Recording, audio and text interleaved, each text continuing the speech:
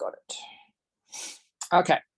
So basically the way I would like to start this off is because, like I said, this is our first attempt at this, and hopefully this will be a monthly thing more towards the end of the month. So the last coffee chat, if they allow me. But this one, Muriel and Shelly talked to me about it, and basically we're kind of going to do with like some email basics, just to talk about email, some etiquette and stuff like that. But I guess to start, going forward, does anyone have anything tech related that they would like me to talk about in the future?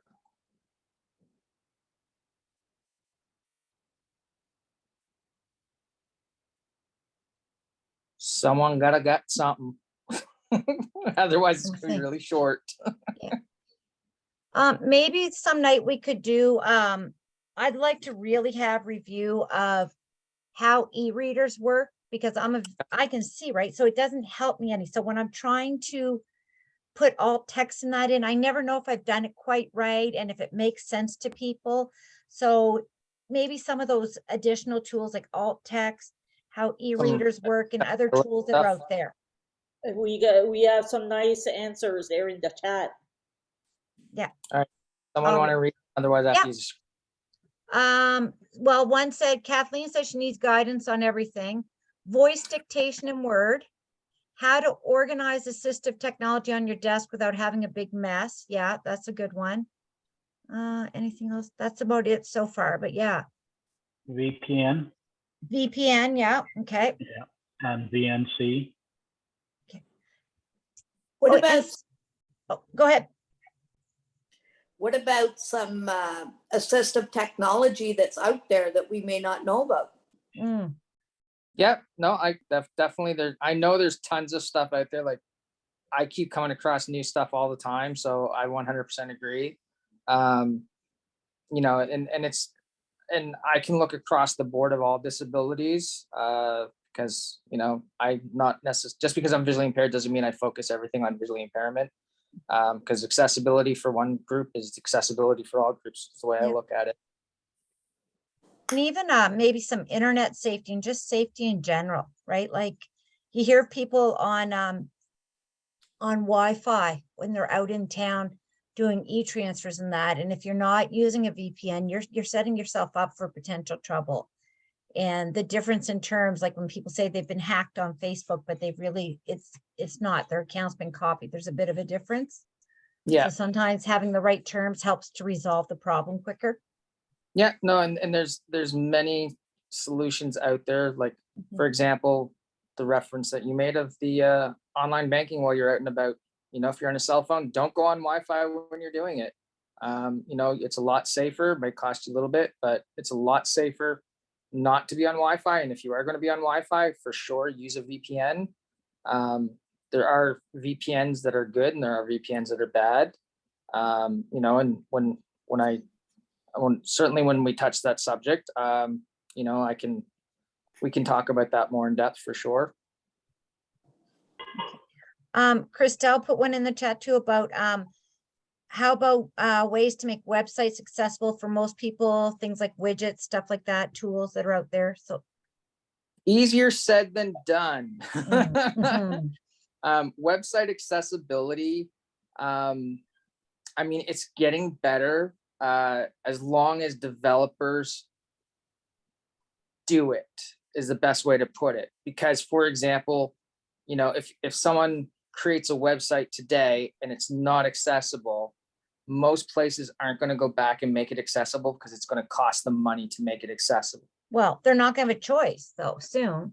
Right. Well, exactly. But in the States, yes, at the moment, your website has to be accessible to a certain extent. Here in Canada, not so much. No, but it's coming, right? There's certain federal ones that have to be. Yes. And then they're breaking it down over the next 10 years where you have to be. So there's going to be a lot of small organizations that are going to find themselves in a lot of caca in the next 5 years if they're not starting to make their sites accessible. But it's better than what it used to be. Oh, exactly, and there is actually, there's a trail or a path in place through Accessibilities Canada that exactly dictates, like, if the size of your group and where it is on when it has to be done by. Yeah, like I know because of the Federal Disability Act, all federal websites have to be accessible. Mhm. When it breaks down to provincial, unless the province has an accessibility act like Ontario does, I think Nova Scotia and BC and Manitoba. BC, Manitoba, yeah. So those places, I mean, if it's legislated, then yes, government sites have to. Certain, to an extent, I don't know, like I haven't looked into it of what the laws are for website accessibilities. But once again, if you're in a province that doesn't have it and you happen to use a website that's in a province that does have it, you're still out of luck because you're in a province that doesn't have the legislation. So, I mean, all you can really do is put a complaint into the website saying, hey, look at your accessibility is no good for me, blah, blah, blah. There's just so much encompassing that topic, that we could go really in depth into it and look at, legislation across the board. And then, okay, do you want to know how to make something accessible? We can look at it from that aspect. So it's just a large umbrella that, we can narrow it down the topic, for sure, of, website accessibility specifically, or, then you can look at applications, accessibility, right? Like I'm sure most of you have smartphones. I know if you're visually impaired, VoiceOver doesn't work on every app because they're not all accessible. Android, the TalkBack doesn't work on every app because they're not accessible.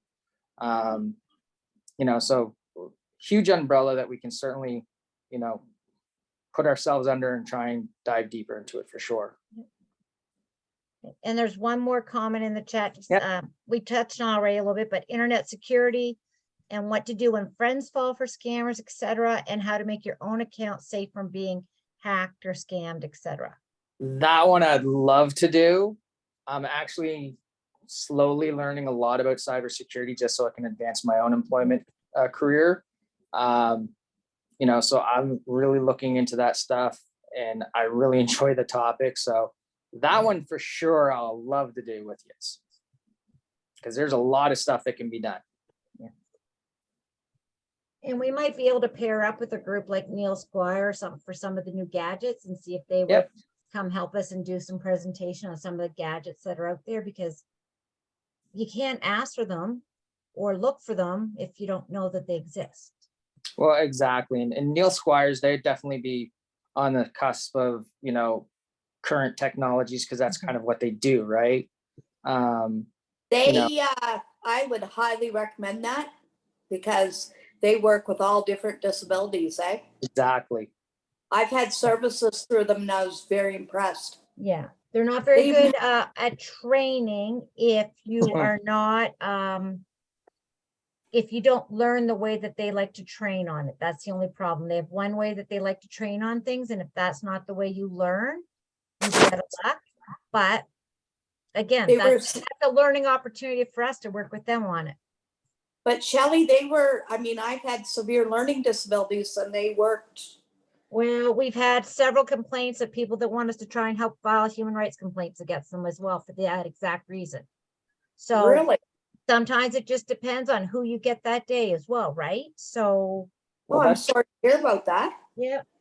That's a good heads up, Shelley, because right now my wife is going through options in regards to getting tested for a learning disability. And part of that is that if she needs any accessibility equipment, that they would go through the Neil Squires to get it. Yeah. So I'll keep an eye on this to see how this goes, because we know she has a learning disability, and this is just more of, I guess more of a something solid for her that will help her both. Just a quick question: what's options? Options Outreach is an employment agency in St. John for people with disabilities. So that's not here in Moncton, eh? No. No. Okay. In an inaccessible building. I believe not anymore. The door doesn't have an automatic, but if you're in a wheelchair, it is inaccessible to you. Okay. The wheelchair ramp from the parking is not plowed on a regular basis, and it's not well plowed. There's no button on the door. The button on the inside door slams so fast you get stuck in between the two. We've had horror stories on that one as well. Yeah, I've never I've never been in the teen resource center building. I mean, we go up there in the summertime to play basketball. My wife and my nephew. Yeah. They have a hoop outside, but I've noticed the ramp in the back that they have has like a gap between the ramp and the rest of it. So Yeah. yeah, they you know, I did not Right. know about the door because, like I said, Yeah. I've never actually been in it, never really noticed, but Mhm. good to And know. then we had a comment here, someone that's had a really bad experience with options, and yet we know other people have had good experiences. We had another person was contacting about to bad experience they had with Neil Squire Moncton, but then when they dealt with the head office, it was good, super terrific, right? So sometimes two personalities or two people just don't match. Sometimes it's just Yeah. the person that they've hired to work with you. Maybe that's not the job that they really should be doing in life. Well, And so why would unfortunately, there you've be been the a- one with them. So do you think that's what? Can I, Yeah, go ahead, Claire. I was just gonna say, can I speak to my experience? Cause it wasn't like a bad match kind of thing. Okay, yeah, go ahead. They actually like exploited my case for funding. Like they had me do the intake, Mhm. and then they said that it was a long process, it would take a long time. And I was like, okay, didn't hear from them for a long time. And when I called them back to get follow-up, they said that my case was closed, that it was already declared a success, and that they had already put my name on their success report, but they never actually helped me. That's the second person I've heard that on now.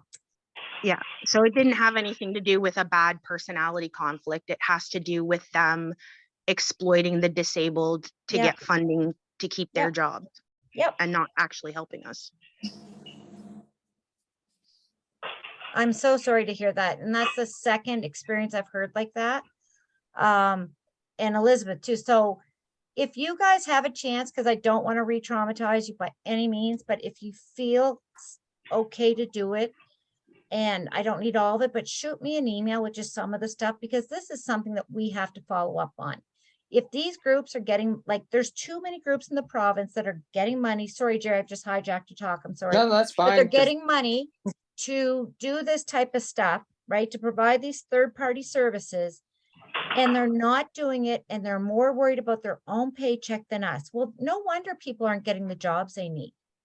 Well, And so no can wonder I- people aren't getting the services they need. Look, like Linda, do you mind if I explain a little bit what happened with you up north?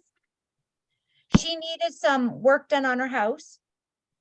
Applied, went through the channels like you're supposed to with social development. But because they lost the person who was supposed to do that job no longer had a job. So they're basically told her over the phone, yeah, you're good to go, but so-and-so doesn't work there, and we don't have a person for that anymore. So we're just closing your file and you'll have to redo it all next year. Well, her house can't go a year without that work that was medically necessary. Like what? There's a big disconnect in well, we know that, right? There's too many departments that don't speak to each other within the government, and the people they're losing out is us, and that's not right.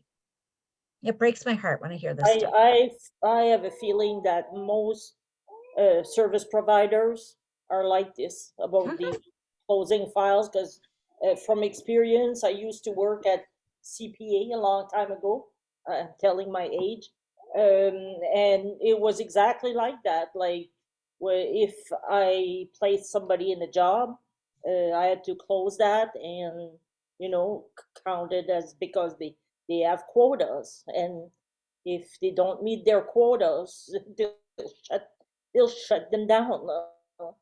But And their listing is a success before they've even talked to you, before they've even. Well, You. Yeah, Funny that and you I, mentioned that. All they did was they made me do a test called a Holland test to find out what my skills were. That's all they did. wow. And then they told me it would be a long process and it would take a long time. And I waited months and called them back, and like the lady on the phone like yelled at me, like I was crying and she was yelling at me. Wow. So that's anecdotal. Like that's yeah. just my story. I was will gonna- share. Oh, sorry, go ahead. Who is talking? Muriel, I think. No, I was Oh, just go going to ahead. that it's funny that you mention that, because with CCRW, they had a whole list of things that they wanted me to do. They wanted me to get a learning disability testing done and all this stuff. And I just, like I said to them, that from being tested before, about a few times, I know what equipment I need. But they said in order for them to be able to do that, they had to do psychological testing and learning disability testing. So I didn't bother going through with it because I didn't know where it was going to take me. So Well, they do that also as a stall and delay tactic because they're only allowed 40 per year of the psych eds to be done. So because of the why would an time and the money. organization? Why would an organization want that done? I mean, Why? Psych- It's not that it's that they don't have the time or the money or the professionals to do them. Right? Like I can do a psych ed, but I can't do an official report because I don't have the psychologist degree. So I Yeah, can but- do the whole report and get the results, but I can't write the report. well, they wanted me to go and get it done. Like Right. they At $2,000. Ouch. And there's like over it's about a year's waiting list on a good day to get it done right now. but they said I had to get that done before I could get any equipment from them. Right, because it's a stall tactic. There's only so Oh, much sorry, money in the Shelley. budget. So it's a Sorry, I stall didn't and delay understand ya. tactic, Yeah, okay. right? So it makes it look like they're doing something, but they're not really doing something. And it's not their fault. It's the next person down the line's fault. I do want to just mention before I turn this back over to Gerry, and I know there's not a lot of people on here from St. John, but I had a very interesting call with Paula Rodden on Friday, and her and I have a love-hate relationship, but she's very much now at the point that she's like, she sees the clique in city council and she wants nothing to do with it. She does not plan on running again, and she plans on wreaking as much havoc as she can in a good way till she leaves. And one of the things she is doing is she's planning to meet with the head of HR in the next couple of weeks and really push. She says city council represents old white men. No offense to anyone. And she says city council does not represent me. It does not represent minorities. It does not represent persons with disabilities. She says, and we need to see way more people there so that other people can see themselves within council so that they want to stay. And she's pushing very hard on ways to get more and more people employed with city jobs because they're pretty good paying jobs. They have security, they have benefits. So she wants to hear from people. If you have job skills and there's certain jobs you want and they're on the city website, you see them listed and you've sent in your application and it's not getting through because this is a real problem, reach out to her personally. They're looking for bus drivers right now, $31 an hour. They'll train you 40 hours a week, full benefits in St. John. She had 3 Egyptians from her community apply that she recommended. The resumes never made it as far as the head of transit. So that's fine. She just got them and resubmitted them. They've all been hired. They're being trained now. But there's some half decent jobs in City Hall that big time need to be filled, and they're looking to fill it with more than just able-bodied white people,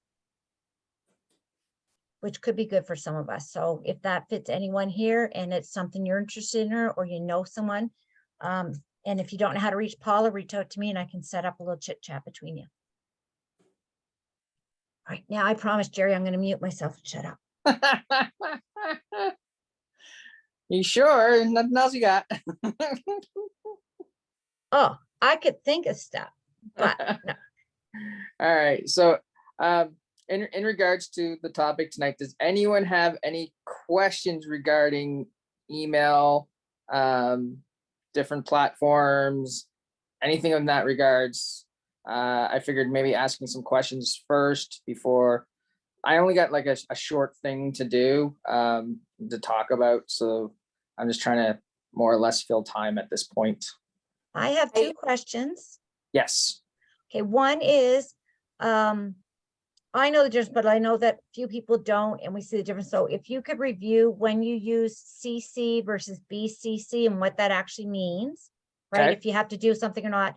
And the second one is, can you discuss, and I don't even know if I'm using the right word. Muriel has like an email platform where you have all your different emails merged into one. Mm-hmm. And because I don't, but I have so many, right? I've got them from the coalition, I've got personal ones, I've got them for guiding, I've got them for too many different groups. And then I forget to check one for a while. And then I'm like, oh crap, I missed 12 meetings I'm supposed to be at. So I'm thinking one of those might be what I need for a tool, but I don't even know what they're called or what good ones are. Okay. I believe someone else had a question as you were The talking. the question I have is, Yes.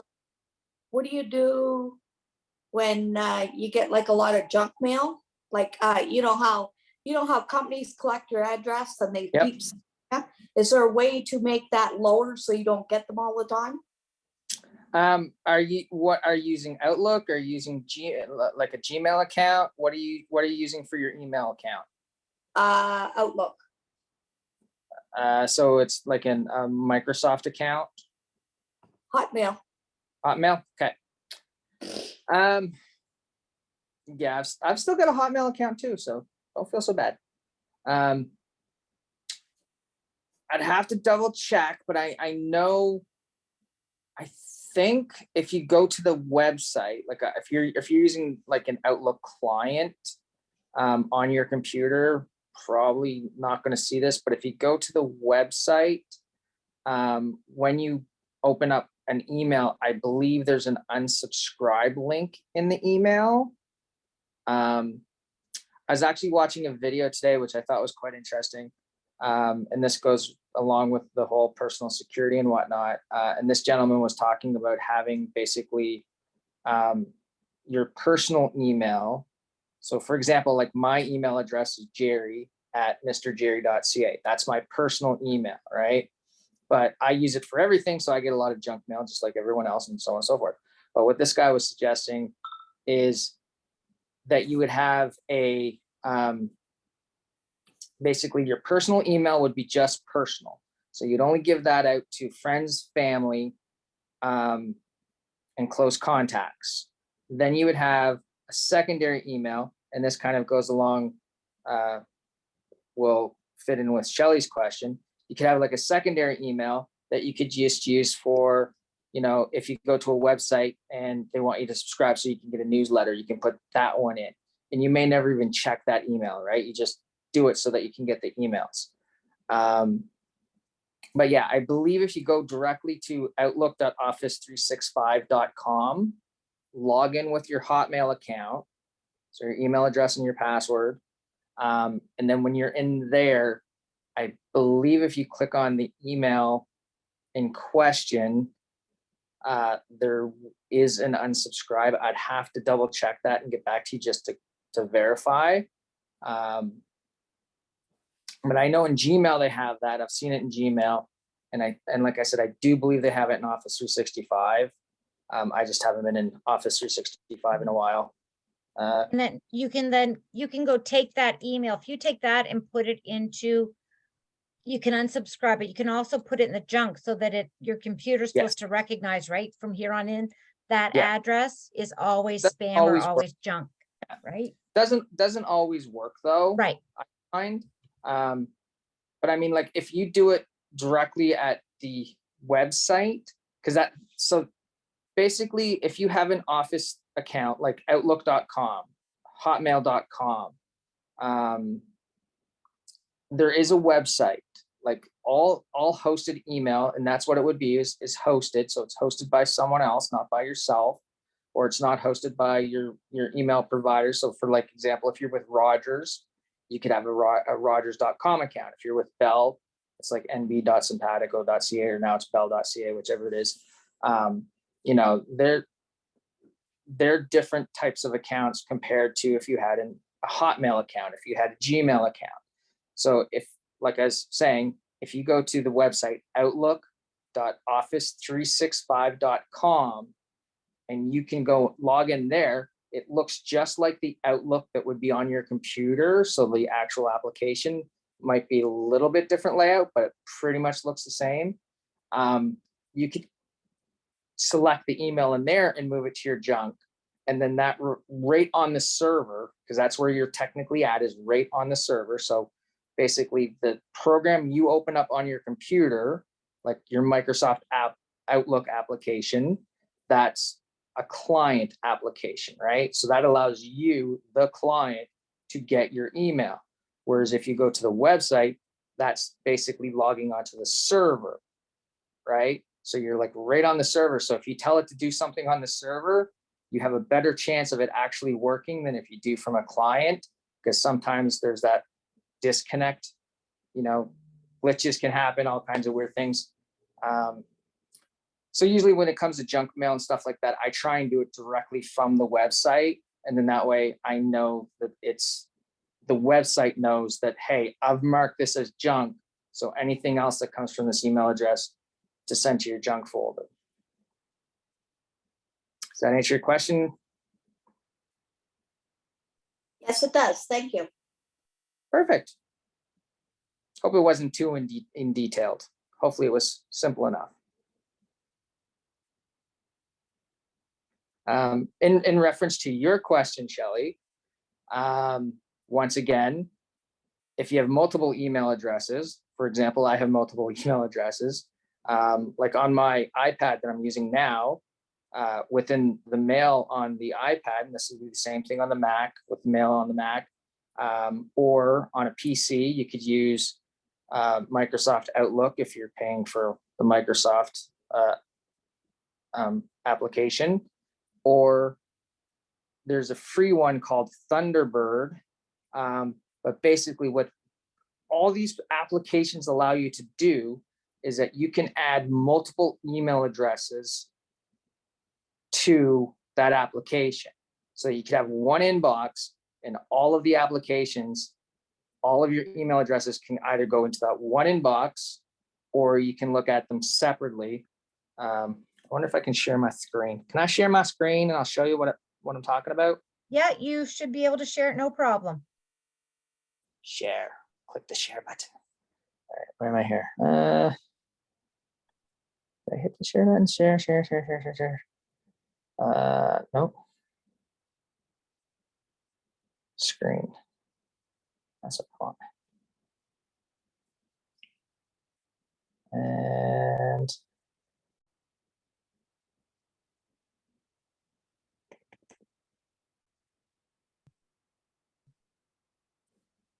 all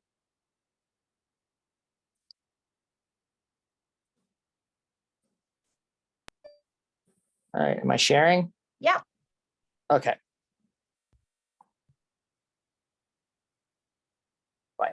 Quiet down, computer. So this is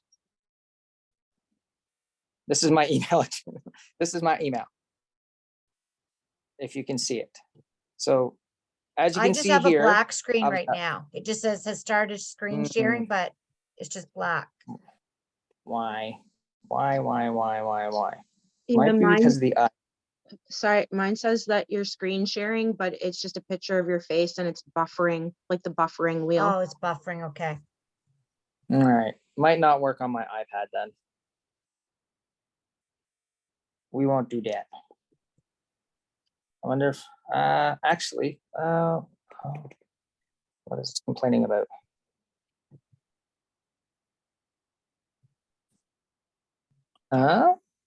So I could set one of those up to do everything but my Thorn.Shelley, like my personal one that I get like 200 stupid emails to do a day that I really don't want to read. That I Yeah. clear out once a month. Okay. But I could put my important I ones get all that. go into one. Right. So, Okay. so basically the way it works is I'll get a screenshot and I'll email it to you so that you can see it after. Cause I'm not sure why my iPad won't let me screen share. But basically the way it is you can go in. So there's multiple applications that will allow you to do this, where you can add multiple email addresses. Mhm. And so each email address, you can have it so that there's basically one inbox where they all come into, right? Yeah, And then that way, you see all your new ones at the same time. Or you can go to each individual email address, click on it, and then underneath it, there'll be an inbox for it so that you can just see what's in its inbox. So like I said, there's multiple applications. So if you're using Office 365 and you have Outlook on your computer, you can use that. If you're on a Mac, you can use Mac Mail to do that. does If Gmail have one? through the web-based Gmail, I believe you can add additional email addresses now. Okay, Before it used to be, it wasn't that you could add the additional email addresses and have everything come into the one Gmail account. It used to be that you could pull email in from another account, but then you couldn't really do anything with that email. I don't know, Gmail was really messed up. Mm, But from one of the videos, because I looked at a lot of videos before this chat, mm. but the one they were talking about was through the Gmail website. If you go under settings and then under advanced, so you click on the gear icon, then you go to settings, then you go to advanced. It allows you to add additional email addresses. So like if you have a Hotmail, an Outlook or Yeah. Yahoo or whatever, and then basically they would all come into the one inbox, and same deal. You could look at them individually or just everything in the one inbox. Okay, because I want to be able to put all my emails plus manipulate one calendar with the different colors for each email, right? So I could know sort of where the meeting's coming from. Yeah, and I don't know about the calendar part, but I'd Okay. probably assume yes. Oh, that could be why that my iPad wouldn't share the screen, because my battery's dying. 1, 2, 3, flip. And plug it in. Haha. I don't have to work. You're welcome, iPad. There, I had to plug in my iPad. So your other question was about BCC and CCC. BCC and CC. Mhm. So basically, CC stands for carbon copy. So prior to the invention of the computer, when all we had was typewriters, if someone wanted to send a duplicate copy of something that they typed to someone, they would use a piece of carbon paper between two pieces of paper so that when they typed, it copied it to that back piece of paper. So that's where CCC came in. BCC is blind carbon copy. So the difference would be is if you CC someone, so carbon copy someone, the point of doing that is, so when you write an email, you have a to field, which is who the email is going to, who you're directly addressing. So for example, if I wanted to send an email to Shelly, I would put her email address in the to field. And if I wanted Muriel to get the email as well, but she doesn't have to action it, it's just more or less to let her know that I sent this to Shelly, then I'd put her in the CC field or the carbon copy field. And if I wanted to send an email to Shelly, but I didn't want her to know that I sent it to Muriel, then I could put her in the BCC field. So I put Muriel in the BCC field so that Shelly would get the email. You're awfully sneaky. What? Yes. You're awfully sneaky. I am. So, and you can also use the BCC field for mailing lists. So like, for example, when Shelly sent out the email tonight to everyone, or today to everyone for the coffee chat, she could have put her email address in the to field and then put everyone else's email address in the BCC field. You would receive the email, I would receive the email, everyone else would receive the email, but no one would know who actually received the email. All we would see is that the email was to Shelly. Mhm. right? So the BCC field is basically, as it says, blind carbon copy. No one can see who else has got that email. And also, if you're sending an email and you don't want someone to do a reply all, and you're sending it to multiple people, you can put them in the BCC field, and then they can't do a reply all. Whereas if you put the people in the CC field, the carbon copy field, if someone hits reply all, then the person in the 2 fields going to get an email back, and everyone that's listed in that CC field will get an email back. So never do reply all. I got in trouble for that at work once. Actually, twice. But we won't talk about that. It's not that when someone replies and they shouldn't, it's when everyone then starts saying, you didn't need to hit reply all. And then everyone Exactly. replies to that. And I'm like, are you kidding me? Yeah, and it's more of a common courtesy that if you receive an email and your name's in the CC field, then the email is meant for you as an FYI and not necessarily for something that is for you to action, right? So like if I send an email to Shelly, subject, need grant money. And then I put Muriel in the CC field, and all I said was, Shelly, can you help get grant money? It's not necessarily that I want Muriel to help with it, but she has the information in case it comes to the fact that we do need her to, I do need to talk to her about it. And she knows that, oh, well, Gerry's approached Shelly for this information. Maybe I do have the information and I can pass it on to him, right? That's the point of a CC field. If you're sending an email to someone as well, if it's something that's urgent, you should put in big letters in the subject field, urgent, and be very specific of what you're trying to, get their attention of. So you wouldn't put proper etiquette would be like not just writing an email and putting in the subject, hey, how are you? Right. I mean, if it's a friend, something like that, probably, yeah, hey, how are you is perfectly fine. But like if it's in a business atmosphere, or if you're, trying to write government or a politician or something like that, if it's something that you want them to action, you could put urgent in capital letters at the beginning of the subject, and then put, would like to have a meeting to discuss the Disability Act, right? Or action required, all in capital letters, would like to discuss a meeting would like to have a meeting with you to discuss the Disability Act. But if it's just, personal friend, something of that nature, you don't have to be that formal. And the same thing when you're writing your subject or writing the body, you kind of want to be, depending on the situation, it's always going to depend on the situation.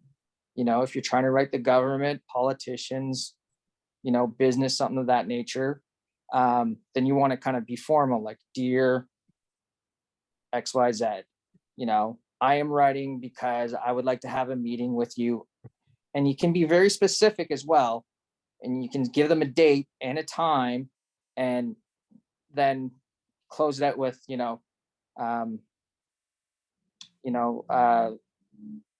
basically thanking them for taking their time out of their busy day to read your email. And that's perfectly fine. No one's going to holler at you for saying, well, I can't do this and blah, blah, blah. They might come back to you and say, oh yeah, well, this is a good time for me, or would this be a better time for you?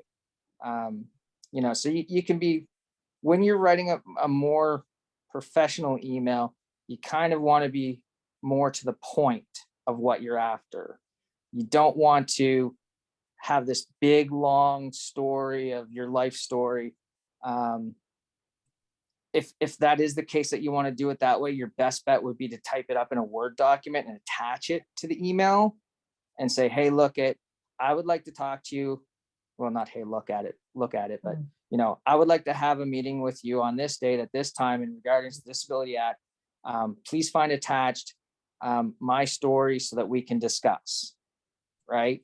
That way you've let them know exactly what you want to talk about, when you want to do it, and then you give them the option of going and looking at that attachment instead of having this big long email, which long emails, a lot of people don't read them. They'll just look at them and go, oh, I don't have time for this. Well, You know, especially in the government, because it's not the MLAs or the MPs that read it. It's one of their multiple assistants. right. You've got to make it off their desk to the next person's desk.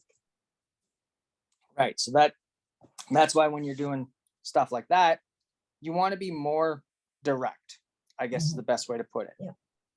Right. So anyone have any questions about what I've said so far? So it is okay then, because I was always taught, like when email first started, back when they had the intranet, remember that? Is that what it was Yeah. called in the business? The intranet at MBTEL? You couldn't use caps in a full word like that in any way, state, or form because you were quote unquote yelling at someone. So it is okay to put urgent in caps, and that's not Yeah. considered okay. No, because it's going to get their attention, right? Right. If you're doing your whole email in caps, Oh, well, no. then yeah, they're probably going to be like, no, this person's probably crazy. I'm not going to contact them. You know, I mean, I've done emails to my manager all in caps by mistake, just because cap lock got hit and I wasn't paying attention, and then I sent it. You know, so yeah, in your subject, you could put urgent in capitals. You could put, you know, need attention in capitals. You could even do urgent in lowercase, but, you know, highlight it red, you know, just so that it Stands out. captures someone's eye, right? That would be kind of the etiquette these days. But you're right. Back in the day, you wouldn't want to do everything capital, because it's just like you're hollering at someone, according to the internet wisdom of wisdoms.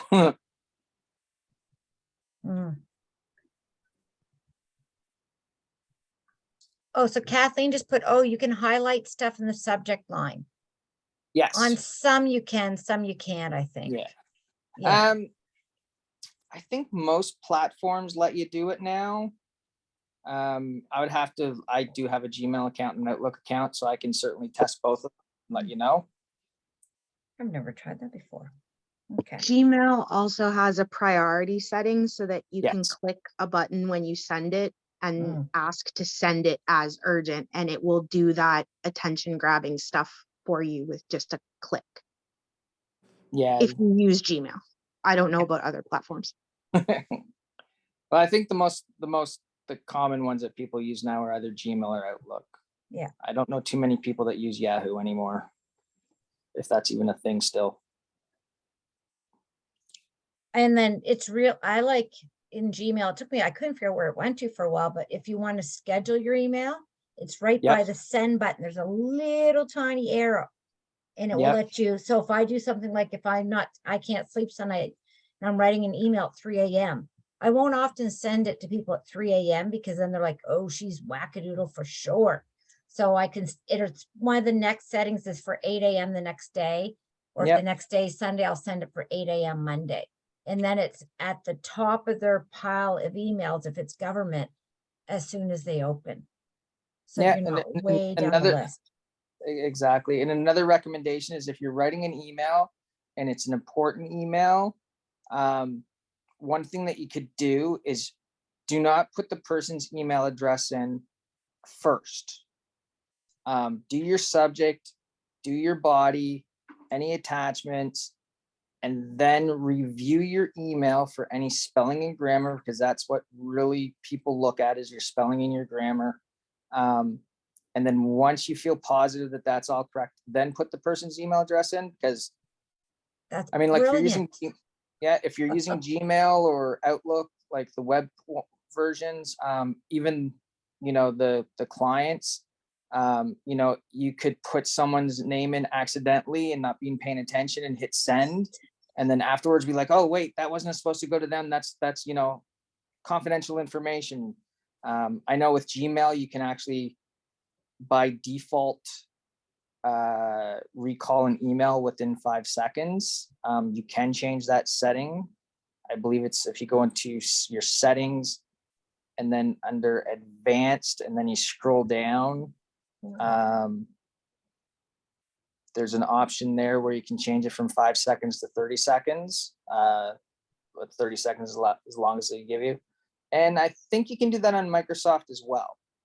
I don't use Microsoft enough to know to 100% confirm, but I can certainly look into it.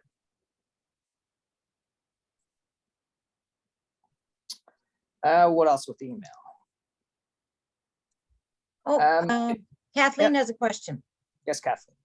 Hi, so I'm not sure like exactly how to kind of word it, but so like when you're using BCC and CCC, so like, is it technically like not inappropriate, but unprofessional to put like everybody's address in like the top?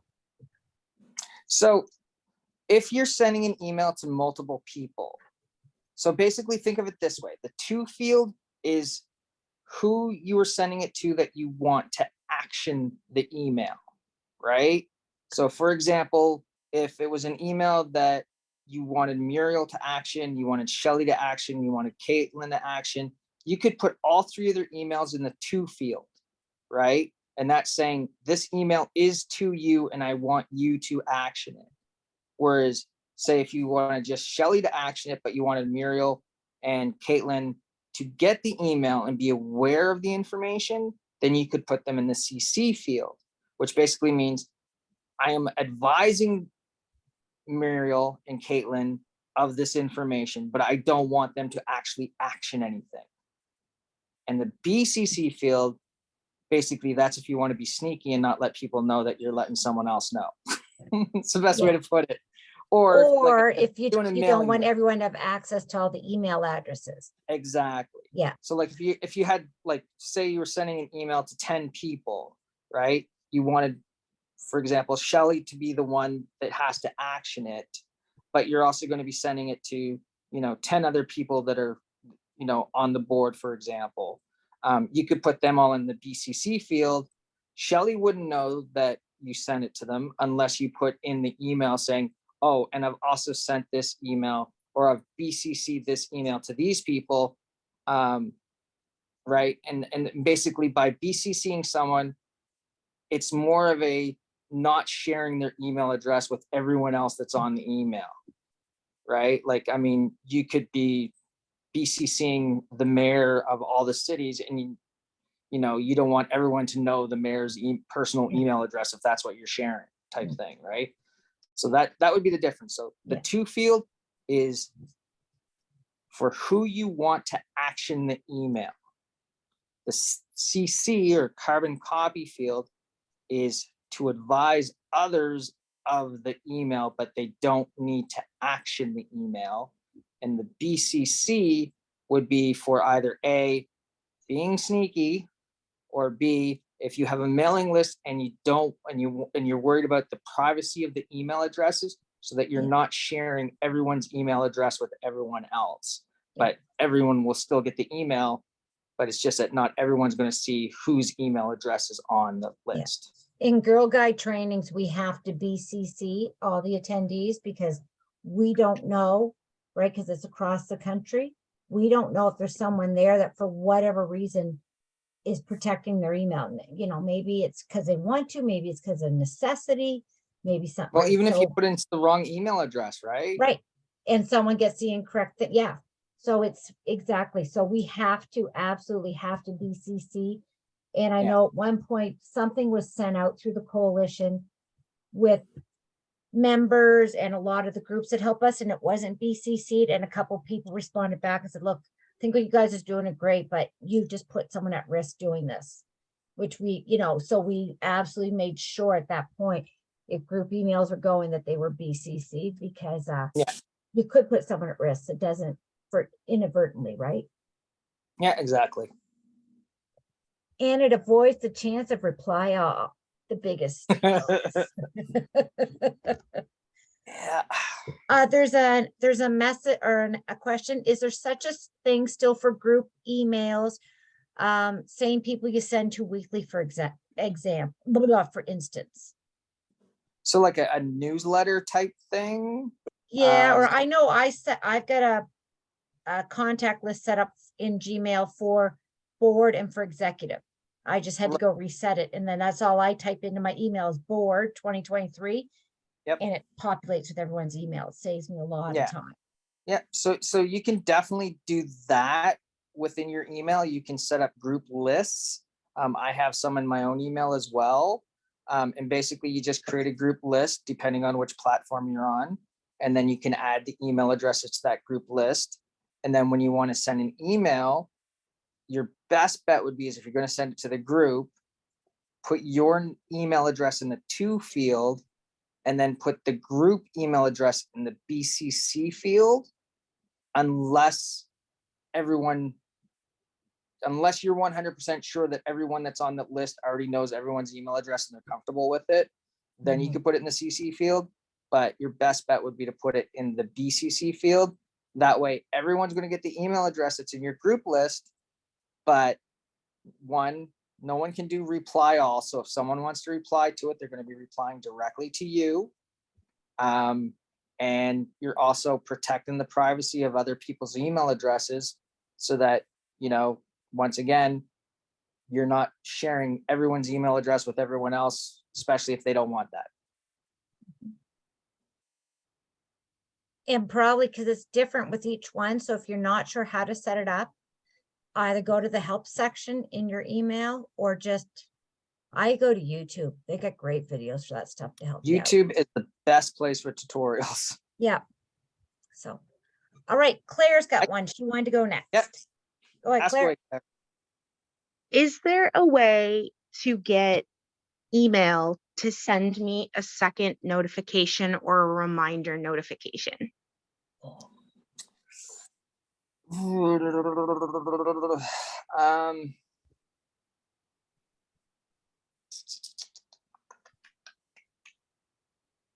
Like, is this after you've read the email?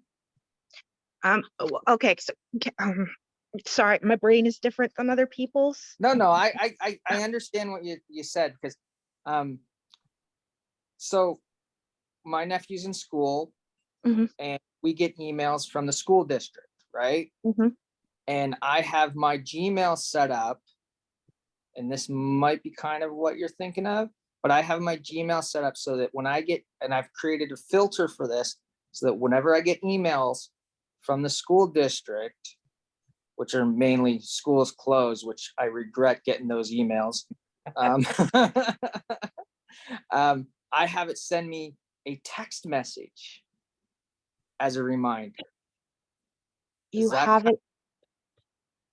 Can you send it at a different time? Can you set it to send it at a different? Oh, I don't know if a text message would work. I could try it though. But can you set it just like not at the same time? Like I don't mean send a simultaneous notification because I have push notifications turned on. Yeah. Can I just give you the example? Yeah. Okay. So I really want to be part of this group and I really want to be active because like you guys are the first people that are like helping me and hearing me. But I just got diagnosed with ADHD and I'm still not getting any of the support for like management and skills training. And I've only been on meds for like a couple months and my meds are not going to fix this issue. No. Okay. So I have problems with my working memory, right? So anything that has to be stored for a few hours doesn't stick.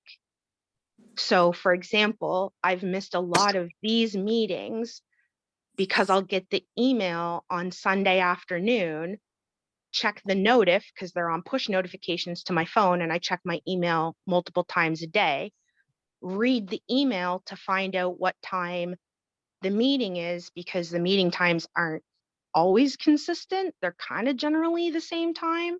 Yeah. But there were a couple I wanted to be to that like started at different times and then I didn't want to show up late. Mm-hmm.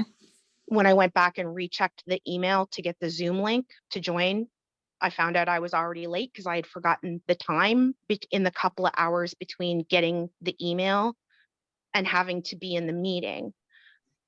So if there was a way that I could get the email, check the time, because I can't get them the day before and add them onto like my day planner for the next day so that I know in the morning, like I have this coming up kind of thing. Like I can't do my prep, Yeah. right? Oh, So it's I- not like I'm missing the meetings.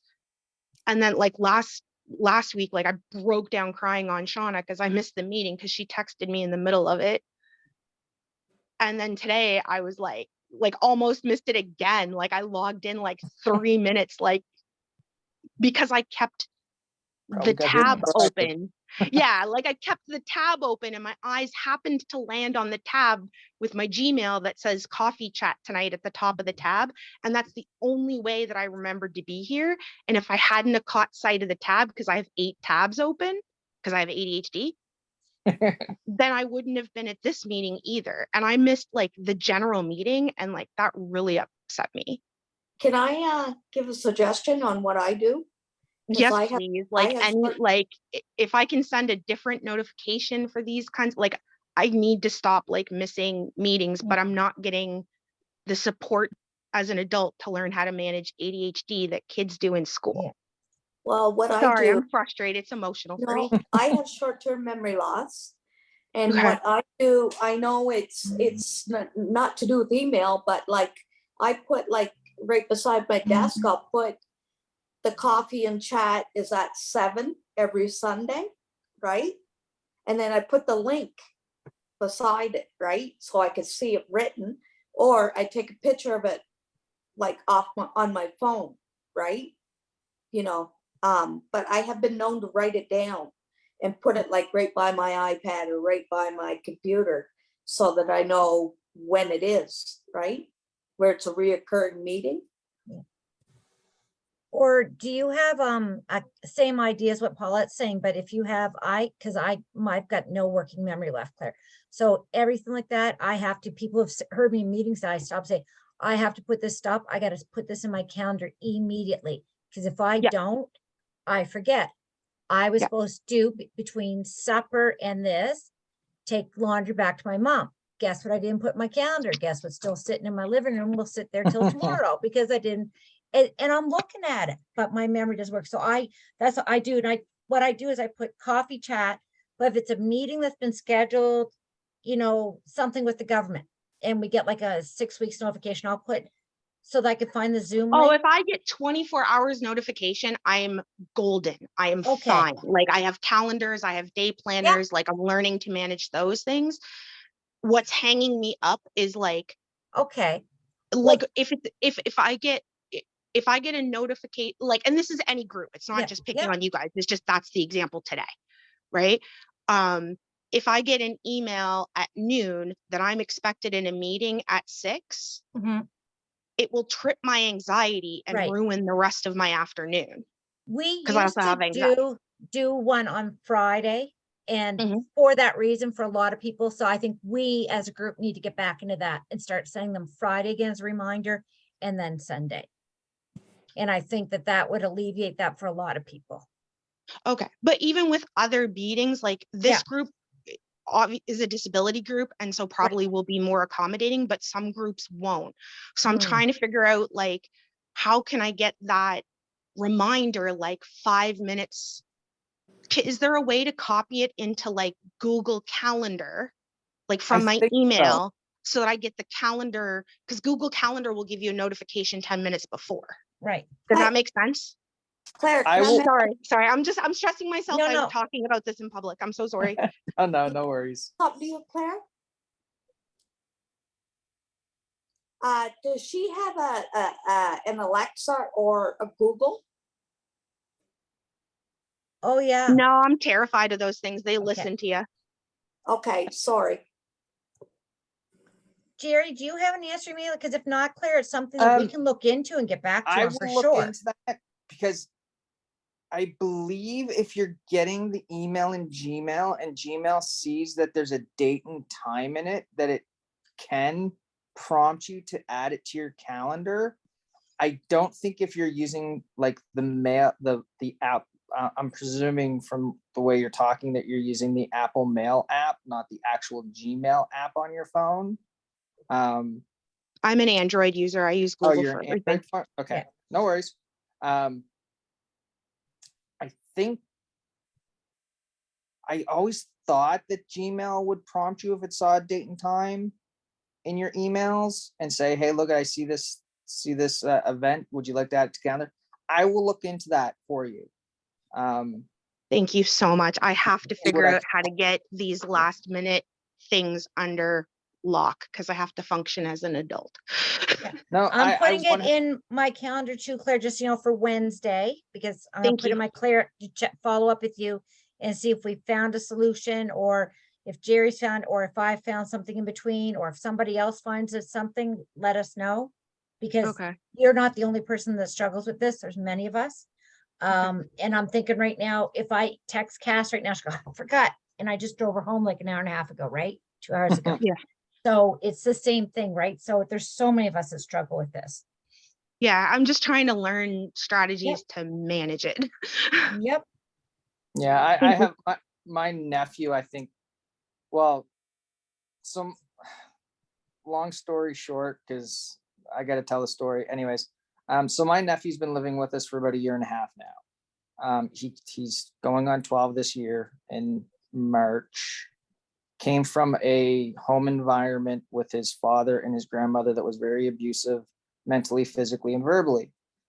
His mother was diagnosed with ADHD and other mental health disabilities. His father has recently been diagnosed with schizophrenia, I think it is. Anyways, we see a lot of ADHD traits in my nephew, which for an 11-year-old boy, I mean, to see a kid not be able to remember something 30 seconds after just doing it is really frustrating to me. Because when I was a kid, I wasn't like that. Like, no. So I understand the frustration with the ADHD. Like, we're trying to get him tested. It's the world's hardest process. It may not be ADHD he has, but like, I've done the research to try and help him as well. And there's not a lot out there, I find. Nope. His school advised me to contact OTTIS. I forget what the abbreviation stands for, but it's basically mental health. And I was talking to a lady there, and she gave me, she's going to follow up with me and give me some websites for ADHD and some resources for ADHD. And when I get that information, I'll forward it to you as well. And I can forward it to the group to share. But I understand this. Stop calling me. If you want to get my email from Shelly or something and like I reach believe I out. already have her.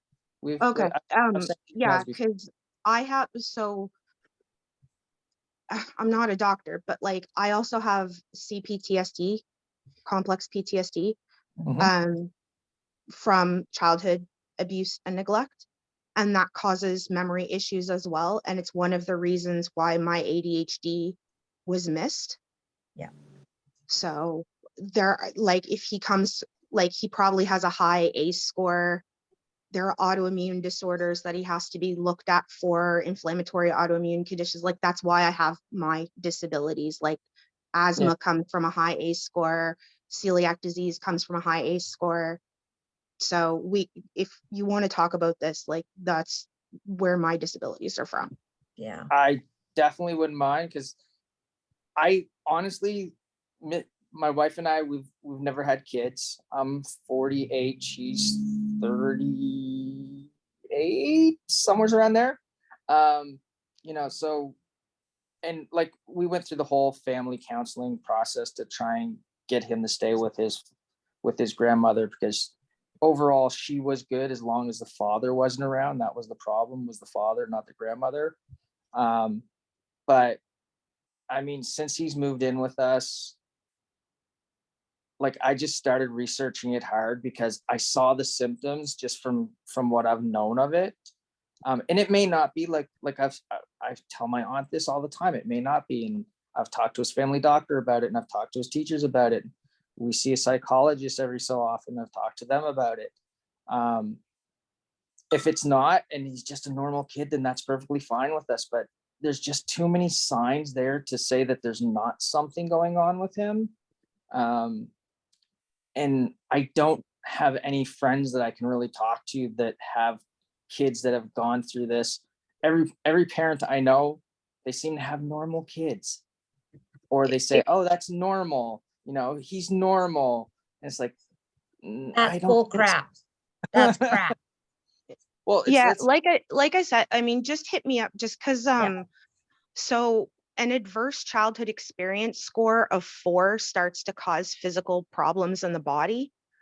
And just with the story that you told me about his family conditions, you already hit a 4. But I can point you in the direction of like the good ACE tests, like as opposed to like the scam, you know what I mean? Like the online quiz ones, you know. But I have a website resource given to me by my doctor that you can get your GP to sign up for to test for ADHD. It's like super simple, but I don't want to take away from the group time if you want to. no, Like, that's fine. yeah. I'll- I we'll just talk wanted to know how to overcome the tech issues that I'm having with my ADHD. I'm so sorry. I didn't mean to take so much time. Hey, listen, everything's related in one way or the other, which is Yeah. perfectly fine. Definitely, I will look into that for you. Because like I said, I do believe that that is a feature of Gmail, that if it sees a date and time in an email, then it prompts you, you know, do you want to add this to your Google Calendar? It might be some setting that you have to enable within Google. But I will certainly research that and get back to you as quick as I can. And there is, and I don't know how to do it yet, but in Zoom, it's a new feature where we can go and push it right into your calendar. Wow. Like, so we get that, sometimes we'll get an intro, a meeting from a certain group, and it goes like, for example, the last or the first Friday of every month when we have GFSI breakfast meeting, Sandy puts it right into my calendar. I don't even have to go look for it. So I'll follow up and find out how to do that, because if there's, you know, 10, 20 people that really need that and they tell us who it is, then we can just put the Zoom link right into their calendar for them. It's probably just a matter of putting certain people's emails in. It just goes, ding. Yeah, and it's probably the same thing that I was talking about, that Gmail sees that, hey, this is a calendar invite. I'm going to add it to your calendar. And then I believe it will prompt you, hey, I found this calendar, you know, invite. Do you want me to add this to your calendar type thing? I know it does that on Mac Mail anyways with Siri. Siri will see a date in one of my emails and goes, hey, do you want to add this to your calendar? And I'm like, no. Because most of the time it's not important. So there is one more question, and maybe Yes. Gerry, you can comment on which one you think is better. So could we get either a WhatsApp or a Discord group chat going? I've never used WhatsApp. I've used Discord. We use it for my ASL class all the time. I don't know if people like them, what they prefer, if people want it. Well, obviously some people want it because we've had it asked before, but which one of the two is probably easier? I've only used WhatsApp a couple of times. WhatsApp is basically a Facebook product or a Meta product. Okay. So, you know, I don't think you need a Facebook app. I can Facebook account Okay. but I can look into it. I know Discord, you just sign up with your email address and password. I believe there are a few people on here that already have Discord. I know I already have it.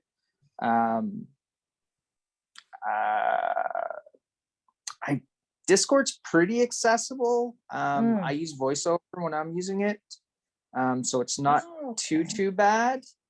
I mean, I like Discord. what would we use it for? I love Discord. Yeah. Sometimes, remember we used to have the chat group where people could just openly put whatever up they wanted, and it got a little crazy because there was a lot of religious stuff and other things, and we got rid of it.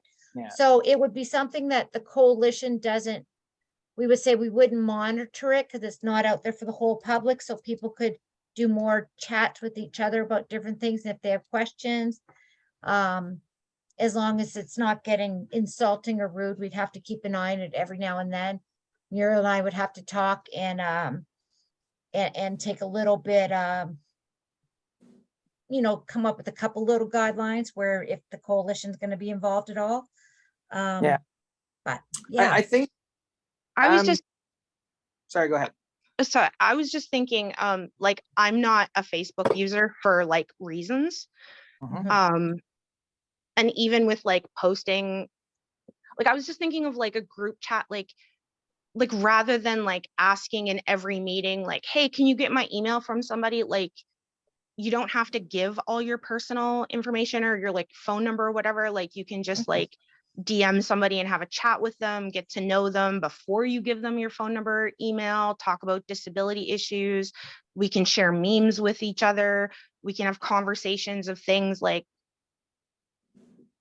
Yeah. I'm just trying to figure out how to make it like a little more inclusive, like where Yeah. I'm not like a Facebook user and I don't have people like added as friends on Facebook to like Facebook message them kind of thing.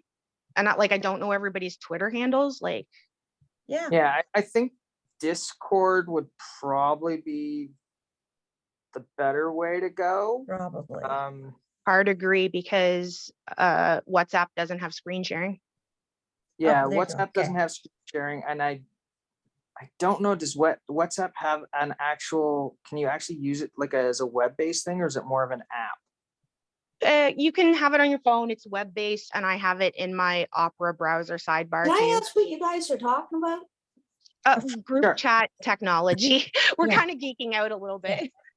Yeah, so basically, do you remember the Facebook Messenger chat group we used to have? Were you involved with that? Yeah, Okay, so think of WhatsApp or Discord as the same as that, but for people that don't have Facebook. Because not everyone's Okay. on Facebook that's in our group. yeah. If it was up to me, I wouldn't have Facebook. But unfortunately, there's a lot of things on Facebook that, a lot of information.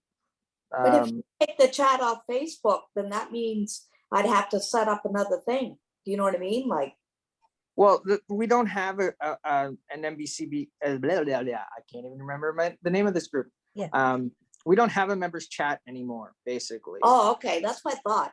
Yeah. Right, because we got rid of it because a Some, lot of hatred was happening. yeah. I'm assuming. Well, And yeah, it was there were just just hard to moderate. people or people that were contacting other people after they were asked to stop, right? Right. And it was harder to pull them out. But yeah, like leave it with Muriel and I. We'll talk about it on Monday or Tuesday. Come up with a couple little parameters because we want to leave it pretty open, right? We want people to be able to feel safe to discuss. We'd have to have I think, a method for people to let us know if things were getting a little wanky that they need us to know about. And then Shelley, yes, there's a group that I belong to over in Riverview, yeah, and it's for mental health, and we have like a chat. yeah, And what they do is they lay down some heavy guidelines. And Yep. if we don't follow them, we're out as fast right. as we. But here's the Yeah, thing. you can Guess who ban has people to on spend Discord. Yeah. all the time reading it to monitor those things? No, that's what Muriel, we're spending hours and hours and hours, right? That we didn't have. No, to but do I'm that. just saying about the rules. We have Yeah. to Yeah. follow. Yeah, I think So- Discord has filters though, doesn't it? they do. Yes. They have some Discord beautiful has filters, it has bots, it has Yeah. auto modding, it Yeah. has, you can set people as mods. And if it's a matter of needing a human mod instead of just bot mods, I am chronically on Discord. I'm Okay. logged into Discord on 3 different devices right now, Okay. like all day, Yeah. every day. Leave it with us and we'll figure something out this week, Claire, and then we'll put up some posts to let people know and we'll start to set it up and get a group going. Oh, that would be And awesome. again, Because like some then, people will yeah, go there, some people won't. That's okay. Because it's just Yeah. like not everyone's on Facebook, not everyone's on Discord. Yeah. I had this weird notion of what Discord was till I got into it. I do say I like it. And if you don't have Discord, again, it's not something you have to use, but maybe if we do that, maybe Gerry, we could do a little presentation on how to use Discord for the next one. But And it's the a blind friendly. Yes. Yes. yeah, Yes, it is. I can vouch for that because I use it myself with a screen reader. The thing with Discord, you can have it as an app on your device, so on your phone, or you can actually go to the web page Mhm. through your computer, and it's text chat, or you can do an Okay. audio chat, or you can do a video chat.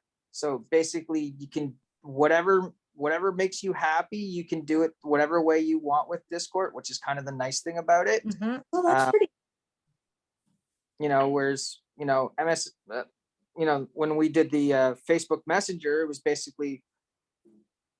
it was just a chat thing. Mhm.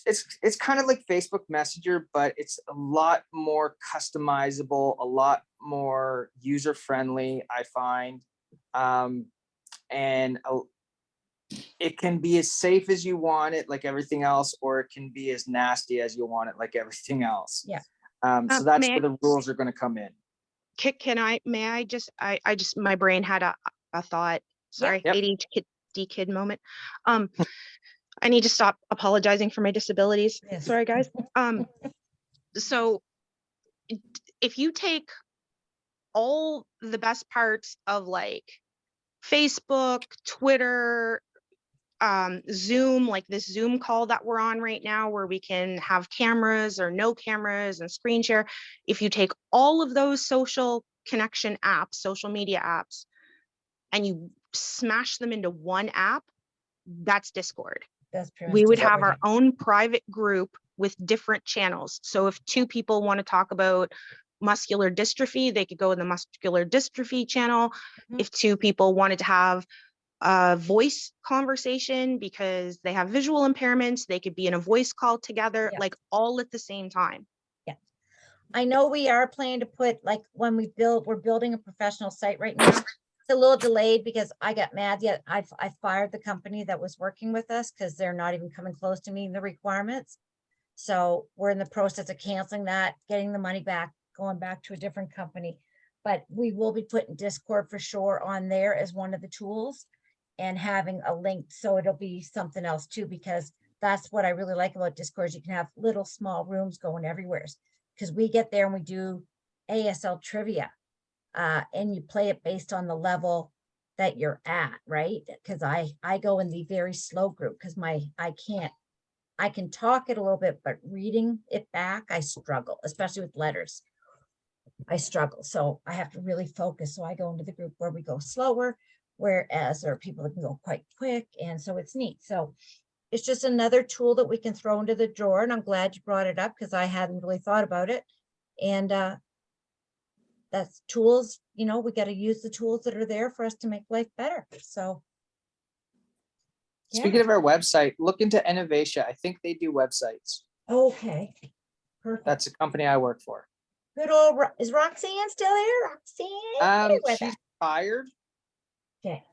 She retired last year, but she came back to backfill a position until they fill it with someone Oh, else. somewhere. Okay. All right, perfect. Yeah, Roxanne's a nice person. I like her. Yeah, Roxanne's okay. You work with my brother. I wasn't going to say anything just in case. He's on my team, actually. Oh, is he? Yeah. He should be in here. But There's a we won't lot of get into that. people. I'm on We my won't get- daughter all the time that she should come join us, that she would like it. And it would be good for her. Because she is she's so quiet. Yes, my daughter. And not my oldest one, because my oldest one makes me look quiet, but my youngest one is so quiet and very not social, right? With her, but she loves it that way, right? Like she comes home from work, she hangs out in her bedroom, listens to music and dances, and she is just as happy as can be. She doesn't really want friends. She says people are unreliable. And she just likes her own little world, and that's why she's happy to be going to join the Navy, and she's going to be on a big boat away from people, and she does her job with the weapons and machinery, and she's away from everyone. And she just, it's 4 years I'm going out to sea and getting away from everyone. I love it. I'm like, all righty. But I think this would be good for her. And I keep saying, I'm not going there. You're there, Mom. I'm like, listen, if you would come, I would take the night off. do they take people that have disabilities Oh yeah. Yep. in the Because Navy? she is, although she's got autism, right? And she's got a low IQ, she has enough adaptability. I forget how they wrote it out during her last psych ed, but her adaptability is high enough to sort of mitigate the low IQ. So she's done the first few, she's done the interviews, she did the tests, she's done all that. She got all her paperwork in Friday. Now she's just waiting for her date on basic training. She leaves for Valcartier. I read an article on Reddit that a kid with autism just recently got a Nobel Prize. Yeah. Sheldon Cooper, no. No, but No, it wasn't. no, there are so many undiagnosed people with autism. The only reason I knew almost immediately with her, I could tell there was something not right. And then of course I said, well, don't compare her to her sister. And then I just said, no, if there's something not right. And I mean, part of it was the apraxia that she suffered because the cord was around her neck and she was born blue and had to be resuscitated because she had gone a couple minutes without breathing. So we don't know how much of that plays into it. And at the age of 1.5, because the family doctor wasn't going to do anything, so I lied. He was out on vacation, had a fill-in doctor, the good old days, right? And I went and told the fill-in doctor, oh, he said that if she wasn't meeting these certain milestones by this appointment, he was going to send her to the pediatrician. So she wrote off the note to send her to the pediatrician. Then I get to the pediatrician. I said, well, Dr. Key said that she just had to come here so that you could send her to see Dr. Meek. Okay, and she sent her off to Dr. Meek, and it was great. And Dr. Meek saw her at the age of 2 and said, oh yeah. He said, definitely autistic. And he was just doing some measurement stuff with the ears and the head. He said, definitely. And she was one of the first kids in the New Brunswick autism program, but she was 5 at the time. In grade kindergarten, when we were debating in October whether or not to keep her in school or pull her out and have her do another year of daycare with an EA in daycare, he completely supported us and said if we wanted to pull her out, he would get her out of school and have her redo the year. And he was really good. I wish we had more doctors like him. More of us would know what's going on and would have better strategies for ourselves right now. But Yeah, some doctors are good. I had a doctor's appointment a week ago with my family doctor who I haven't seen since COVID started. And I was sitting in there waiting, and he knows that I'm visually impaired. And he comes in and he said something to me, and I'm like, yeah, long time no see. And he's like, I get it. God, it wasn't meant to be a joke. Yeah. And then I had my appointment, and at the end of it, he's like, do you have the disability tax credit? I'm like, I already got it. So, yes. I mean, some doctors are really on the ball with stuff like that. Doctors. That is because we did a lot of work with CRA. So if you were at the CRA presentation, and if not, we're re-putting all those up on the pages, including I'm going to start going to get all the tax credit or the tax clinic information to put up. The CRA is actually working with the New Brunswick Medical Society, which is what Dr. Melanie told us at the last meeting we had with them. And all doctors are getting the newsletter, and the whole newsletter right now, this that just came out, is all about the DTC and telling doctors what they need to know to ensure that their patients are applying and getting it. And anyone that was denied between 2021 and 2023 should get an automatic review done based off the newer standards. Between 2019 and 2021, get automatically reviewed off the new 2021 standards. If you were denied before 2019, you should reapply immediately.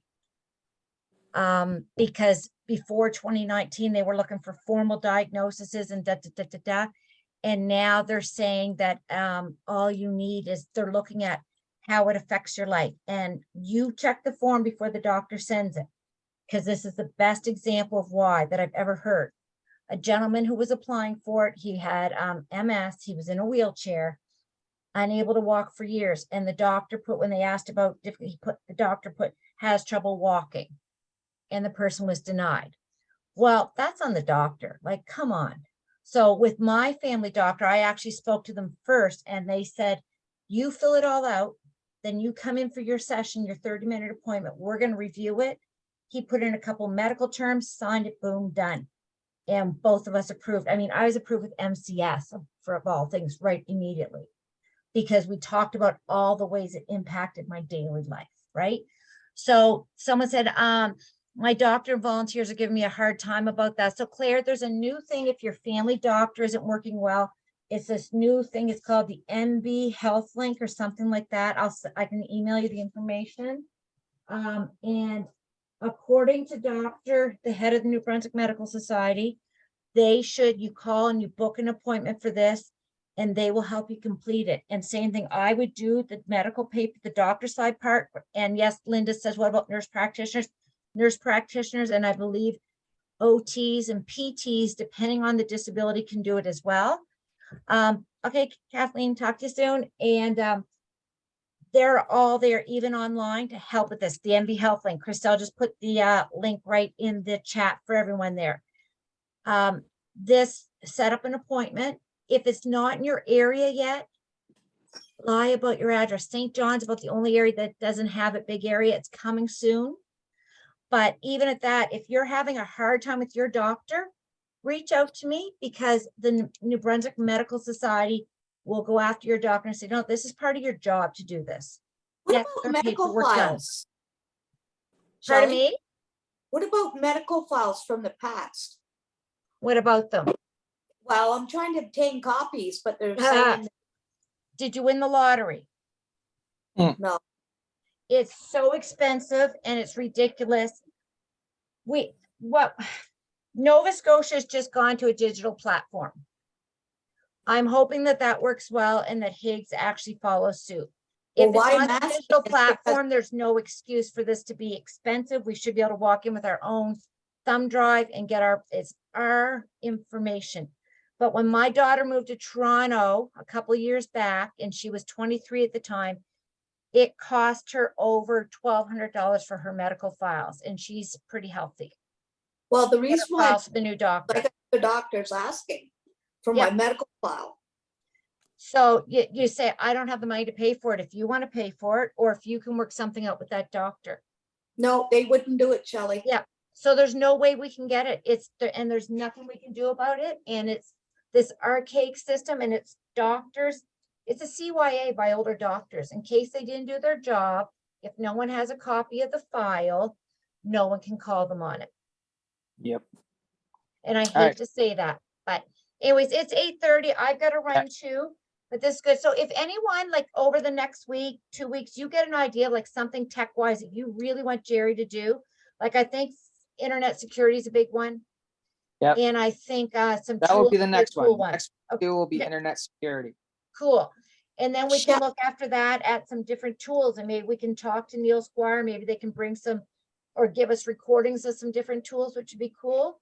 But if something comes up in your mind that you think, oh, this would be a really good technology thing, let us know, because, you can let me know, Gerry know, put something on the page, Muriel, we'll make sure we'll talk to Gerry about it, we'll get it set up and whatever he needs for it, because we're on here all the time. So let's make the best use out of it, right? I wanted Right. to ask a quick question there, Shelley, about the Know Me campaign. Yes. Do you have to have a picture of yourself up on it? No, if you really don't want a picture of yourself, no. Like maybe you've got an animal you want to put up, or if not, you can say, I want a caricature sort of like this, and we'll put a caricature. You don't have to be you. No, Okay, no, great. no. Okay, Absolutely not, because some people aren't comfortable with that for whatever reason, right? So no, we can make a little character picture, like and use that, absolutely. okay, because I'm doing it. Caitlin's gonna help me, I guess. Well, it won't be Caitlin, just send all the information to Muriel. Muriel's the one that does the posters, not Caitlin. Well, she's helping me write it up. Okay. Just make sure it's not too long. It's easier to send point form, like success or an achievement, or something that works, something that didn't work. And then just put the little note about the character picture, and I'll remind Muriel, and we'll make something like that. I think she just offered to help, that's why. Yeah, okay. How do we do our Zooms? We, Linda, right now cannot afford to do a translator. So the most that we can do is the CC for, like, Shauna, when she's here, puts on CC. I'm hoping down the line that maybe my ASL would be good enough, if other people knew ASL, that would help. I chose to learn it. And actually, I'll put up the post, because this group out of Ontario or out of BC that I'm doing it with are doing classes specific for persons with different disabilities this time around. So instead of it being an hour and a half class, it's twice a week for 40 minutes to break it up in time because they knew problems we were having. How And they're much? excellent. I really like them. So, and it's pay what you can. And if you can't pay and you let them know, they find sponsors to help out. So it's fun. All right. Well, y'all have a groovy week. Have fun. And Shelley. tomorrow I'll be giving it to the government on Now with Dave Brown about Winter Carnival and the fact that could anyone here go to Winter Carnival events that were super accessible? Too Of course cold. not, because they weren't. Are they paid with taxpayers' money from all of us for all of New Brunswickers? Yeah. So guess what we want next year? I Events. think Claire had something to ask you. Oh, absolutely. Go ahead, Claire. I have to talk to you. It's kind of important. But I have to talk to you about something like just me and you. Okay. If like, and I know you're like super busy, but like I have like no way to contact you other than email. Okay, well, Yeah, it's you not an either email phone thing. email or I can send you an email tomorrow with a bunch of free It's- times and we'll pick a time and call on the phone if that works. That would be, it's not an email conversation. All right, perfect. I will email you a bunch of free times tomorrow morning and then we'll pick a time and chat on the phone. How's that sound? Thank you very much. I appreciate it so much. Oh, no problem. All I just right. want to connect with people in this group so much. Like, like just be able to like make some connections and like have these Yeah. conversations, like not have so much built up like in the group, like in our meetings. Yeah. I hear you. I hear you. And last little plug for people, if you anything with housing and lack of accessible housing, or we're still having problems with people being rent evicted, make sure you let us know and we'll help you go to the RTT. They are making decisions in our favor, but even whatever it is, we have to link it because that's the only way we're going to force the government to make changes. The numbers are going to force them to backtrack on this bad decision. We're on a roll. They're backtracking back on a lot of things right now. All right, Gerry, thank you so much. This was great. No worries. And Have next one fun. we'll learn all about internet safety. Yep. All right, Yeah. y'all have a good night and we'll talk to you soon. Bye. You too. Bye. Right. I know.